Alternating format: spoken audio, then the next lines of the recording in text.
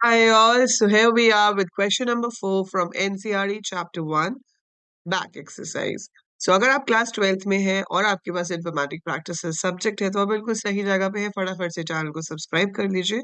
हम पूरी NCERT cover कर रहे हैं चैप्टर बाय चैप्टर और यहाँ पर आपके पास बैक एक्सरसाइज सॉल्व हो रही है। क्वेश्चन 4th हम इस एक्सरसाइज इस पर्टिकुलर वीडियो में करने वाले हैं एक्सरसाइज में से।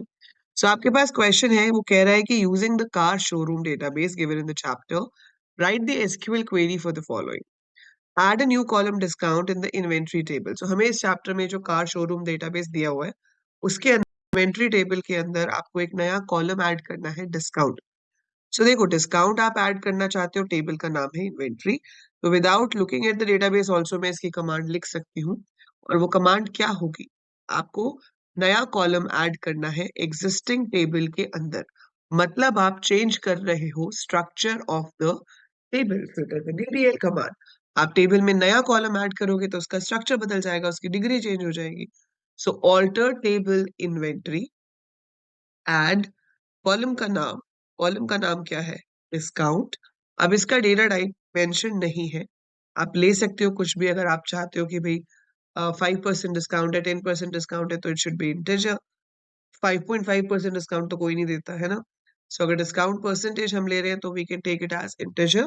अगर क्वेश्चन में मेंशन होता कि फ्लोट चाहिए तो आप फ्लोट लिख सकते थे, बट अभी आप इंटीजर लिखोगे तो भी आपका सही माना जाएगा, फ्लोट लिखोगे तो भी सही माना जाएगा। सो ऑल्टर टेबल, टेबल का नाम, ऐड कॉलम का नाम एंड उसका data type. So that's the answer for your question number 8। Second question कहता है set appropriate discount values for all cars keeping in mind the following. अब आपको सारी की सारी कार्स के लिए एप्रोप्रिएट वैल्यूज पुट करनी है। No discount is available on the LXI model.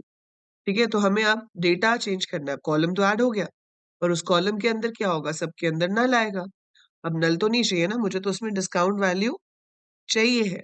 अब आपको डिस्काउंट वैल्यू सेट करनी है, ठीक है, और वो डिपेंड करेगा कार के टाइप पे। तो हम यहाँ पे देख लेते हैं कि कार के टाइप के लिए हमारे पास कॉलम कौन सा है। तो जो चैप्टर में हमें डेटाबेस दिया हुआ है, let's have a look at that first and from there we are going to decide कि हमने किसको चेंज करना है। ठीक है, सो एलएक्सआई वाली जो कार्स हैं उनका आपको डिस्काउंट 0 करना है। उसके ऊपर हमारे पास कोई डिस्काउंट हमें नहीं देना है। तो मैं बिल्कुल ऊपर चलती हूँ, वहीं पे टेबल्स दिए होंगे। So let's have a look at the table. ये रहा आपका इन्वेंट्री टेबल। ठीक है, सिलेक्ट स्टार फ्रॉम इन्वेंट्री दिखाया हुआ है यहाँ पे। तो इसमें मॉडल, मॉडल के ऊपर बेस्ड हमें डिस्काउंट कैलकुलेट करना है। और प्राइस हमारा कॉलम है जिसमें प्राइस है। तो प्राइस और मॉडल हम यहाँ यूज करने वाले हैं। सो हम चलते हैं वापस अपने क्वेश्चन पे और दोबारा से रीड करते हैं कि क्वेश्चन एग्जैक्टली क्या था। सो क्वेश्चन था कि एलेक्सा मॉडल वालों को आपको कोई डिस्काउंट नहीं देना है। ठीक है, तो हमने क्या किया, यहाँ पे क्वेरी लिखी पहले वाले पार्ट की, अपडेट टेबल का नाम। सो अपडेट के बाद क्या आता है? टेबल का नाम। Set discount is equal to 0 where model is equal to LXI। तो आपको डिस्काउंट क्या करना है? 0, जहां पर मॉडल LXI है। तो यही था आपका, LXI मॉडल को डिस्काउंट 0 कर दो। फिर है जहां पे VXI है वहां पे 10% डिस्काउंट दे दो। सो 10% डिस्काउंट दे दो जहां पे VXI है। सो क्या किया मैंने? Update inventory set discount. अब ये कहीं पे मेंशन नहीं है कि डिस्काउंट में डिस्काउंट का अमाउंट आएगा या आपके पास कैलकुलेट होकर आएगा। तो हम कैलकुलेट कर लेते हैं। 10 into price upon 100 where model is equal to VXI। So price का 10% जो भी निकल रहा है वो मैंने डिस्काउंट में सेट कर दिया, where model is equal to VXI। तो VXI है तो 10% off the price is given as your discount. ठीक है, अब ऐसे में आप चाहते तो उसको डिस्काउंट को फ्लोट भी ले सकते थे, क्योंकि ये 10% 12% पॉइंट्स में भी आ सकता है। 12% discount is given on cars other than LXI model and VXI model. अब हमें क्या पता और कौन सा मॉडल होगा? LXI और VXI अगर नहीं है तो 12% डिस्काउंट देना है। सो आप चाहिए तो आप इसको पॉज कर सकते हैं वीडियो को, थर्ड का आंसर पहले कमेंट्स में लिखो और फिर मैच करो कि आपका आंसर और मेरा आंसर सेम है या नहीं। So you can pause, write down the answer, and then match if your answer and my answer is same or not. ठीक है। सो 12% तो आपका डिस्काउंट हो गया, वो तो सिर्फ 10 की जगह 12 हो जाएगा, पर अब कंडीशन क्या आएगी? कंडीशन ये है कि LXI और VXI नहीं होनी चाहिए, उसके अलावा कोई भी मॉडल हो। सो मैं क्या लिख सकती हूँ? मॉडल नॉट इन, और यहां पर VXI LXI। ठीक है। So 12% where model not in VXI और LXI। तो हम अगर VXI में नहीं है, LXI में नहीं है, तो 12% should be calculated as the discount. तो इन दोनों को छोड़ के कुछ भी और टाइप होगा तो 12% का आपको डिस्काउंट दिया जाएगा। देन है display the name of the costliest car with fuel type petrol. तो आपको कॉस्टलीस्ट कार बतानी है जिसका फ्यूल टाइप पेट्रोल है। तो देखो यहाँ पर आप नेम तो नहीं बता सकते, कॉस्ट जरूर बता सकते हो, मैं उसके पीछे रीजन बताती हूँ आपको। But let me first tell you how to get the car जिसका फ्यूल टाइप पेट्रोल है, कॉस्टलीस्ट बताना है आपको। तो आप क्या कर सकते हो? Select max price. ठीक है, जिसका प्राइस सबसे ज्यादा है वो प्राइस आप दिखाना चाहते हो, तो उसकी क्वेरी क्या बनेगी? Select max price from inventory where जो भी फ्यूल टाइप के लिए कॉलम है इज इक्वल टू पेट्रोल। तो ये आपको दिखा देगा सबसे ज्यादा प्राइस क्या है उस कार का जिसका फ्यूल टाइप पेट्रोल है। ठीक है। और अब वो कह रहा है कि कार का नाम भी बताओ। अगर आप यहाँ पे कार का नाम फेच करते हो, since you're a 12th class student, अगर आप लिख देते हो select name comma max price from inventory from fuel is equal to petrol, हो सकता है बोर्ड एग्जाम में आपको इसके पूरे मार्क्स मिल जाए, क्योंकि वो आपको ग्रेस मार्क्स देंगे, because this question is wrong. ये क्वेश्चन 12th के स्टैंडर्ड का नहीं है, इसमें सब क्वेरी यूज होगी। सब क्वेरी का मतलब कि क्वेरी के अंदर क्वेरी, क्योंकि देखो नेम आपके पास बहुत सारे होंगे, लेकिन maximum of price will be one value.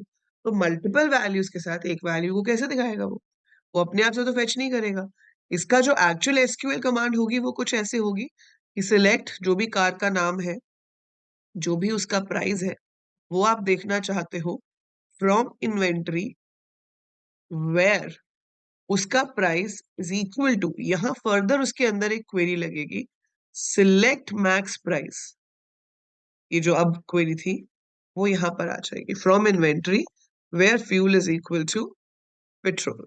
इसे कहते हैं सब क्वेरी, और क्वेरी इनसाइड अनदर क्वेरी, और join. So no, not join. This is called nested query. Join is between two tables. यहाँ पे दो tables नहीं है, एक ही table है। So join नहीं है ये, but this is nesting of query or sub query, which is not in the scope of class 12th. तो अगर आपको ऐसा क्वेश्चन आता है और आप ऊपर वाला आंसर भी लिख देते हो, मार्क्स मिल जाएंगे, पर ये चलेगा नहीं एसक्यूएल में। अगर आप इसको एसक्यूएल में लिखने की कोशिश करोगे इस टेबल पे, you will get an error, you will not get a proper result for this. आपको प्रॉपर रिजल्ट नहीं आएगा इसका। Calculate the average discount and total discount available on car 4। तो कार 4 पे आपको एवरेज एंड टोटल डिस्काउंट देखना है। तो एवरेज एंड टोटल डिस्काउंट के लिए, टोटल के लिए जो यूज होगा वो आपका होगा सम।